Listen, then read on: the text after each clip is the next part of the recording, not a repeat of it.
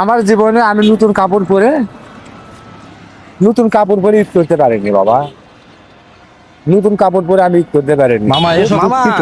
আমাদের পেজের পক্ষ থেকে সুতি পাঞ্জাবির ফেব্রিক্স আছে, একবারে চিপ রেটে বিক্রি করি। সবার কাছে বিক্রি করি না, যারা আপনার মতন পরিশ্রম করেন, কষ্ট করেন তাদের কাছে শুধুমাত্র 10 টাকা করে রেট। যদি আপনি নিতে চান তাহলে আপনি আমাদের থেকে নিতে পারেন।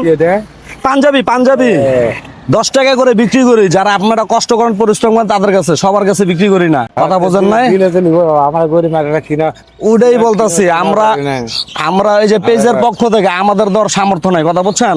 যদি অন্য কেউ আহে এটা যে 5,000 করে আমরা দেবো না। যদি আপনি নেন, যদি নেন শুধুমাত্র 10 টাকা। কোনটা নিবেন দেখেন, ডিজাইন দুইটা আছে। এই যে একটা ডিজাইন আছে সাদার ভিতরে, মানে নামাজ কালাম পড়বেন এই হিসাবে। এই যে আরেকটা ডিজাইন আছে, আপনার যেটা ভালো লাগে। এটা হলো বাড়ি কাজের, যেটা আপনার ভালো লাগে। আপনার সাইজ কত? 44 কি ডোলা ডালা পড়বেন নাকি? বেশি ঢোলা না। বেশি ডোলা না, তাহলে 42 নেন। আপনি চাইলে একটু পয়রা টাইলও দিতে পারেন। না না আরে সমস্যা নাই তো। যদি গায়ে দেবো না, পরে গায়ে দেবো। হ্যাঁ খালি 10 টাকা। হ্যাঁ হ্যাঁ, শুধুমাত্র মামা এটা অন্য কেউ হলে 5,000 টাকা দিলে আমরা দেবো না। ঠিক আছে না মামা, আপনি কষ্ট করেন, অটো চালান, গাম জড়ান, 20 টাকা দিলেও নেওয়া হবে না, শুধুমাত্র 10 টাকা। দাঁড়ান এক মিনিট। আর একটা দেন আমার। না মামা প্লিজ, মামা শুধুমাত্র এক পিস, মামা শুধুমাত্র এক পিস মামা। এটা সবার তরফ থেকে, বুঝছেন। আমার প্রতিবন্ধী একটা পাগল আছে তো। আর মামা আপনি আমার কথা বুঝছেন, লাগলে টাকা দিয়েন না, কিন্তু কি বুঝছেন, এটা পেজের একটা সিস্টেম আছে, বুঝছেন। হ্যাঁ বুঝতেছে। তোমরা প্রতিটা মানুষকে ধরবা, যারা কষ্ট করে পরিশ্রম করে তাদেরকে তোমরা একটা করে পাঞ্জাবি দেবো, শুধু 10 টাকা করে নিবা। আলহামদুলিল্লাহ। কথা বুঝতে পারছেন? আচ্ছা আমার কাছে 10 টাকা আছে মামা, আর 20 টাকা নিলেও সমস্যা। হ্যাঁ কথা বোঝেন নাই মামা।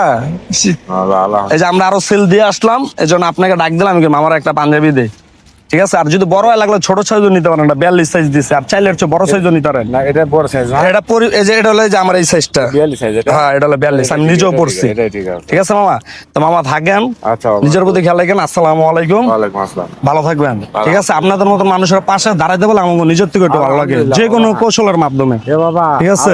আমি খুব খুশি হয়েছি। আমি একটা ঈদে জন্মাটির পর খাড়া আছি বাবা। আমার 7টা খানিয়ালা, আমার একটা প্রতিবন্ধী ছেলে। আমার জীবনে আমি নতুন কাপড় পরে ঈদ করতে পারিনি বাবা। নতুন কাপড় পরে আমি ঈদ করতে পারিনি মামা এসব দুঃখিত। এসব কথা কইলে কলজার ভিতরে শোনেন, এটা দিলেন, আমি আল্লাহ কলজার মধ্যে অনেক খুশি। ইমোশনাল লেগে যায়, কলজায় কাঁপে, বুঝছেন। ভালো লাগে না, কষ্ট লাগে। আপনার ছেলে প্রতিবন্ধী, কয় বছর বয়স? 14 বছর বয়স। 14 বছর বয়স।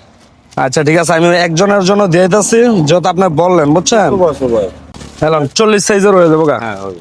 এটা হলো আপনার ছেলের জন্য। আপনি যে কথা কইছেন, মানে আপনার বয়সে আপনি মানে নতুন ঈদের কাপড় পরতেন, থাক এটা আর টাকা দিতে হইব না।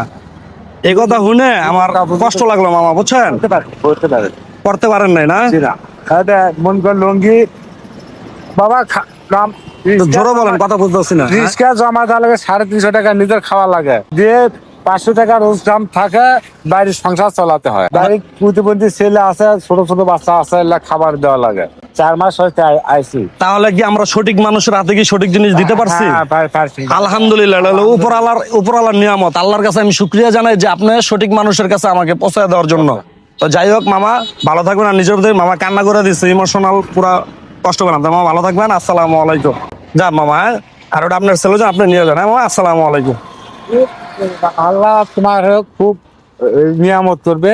আল্লাহ যেন আরো তৌফিক দেয়, দান দৌলত তোলা মালিক পক্ষ থেকে। দোয়া করেন মামা, দোয়া করেন। আসসালামু আলাইকুম।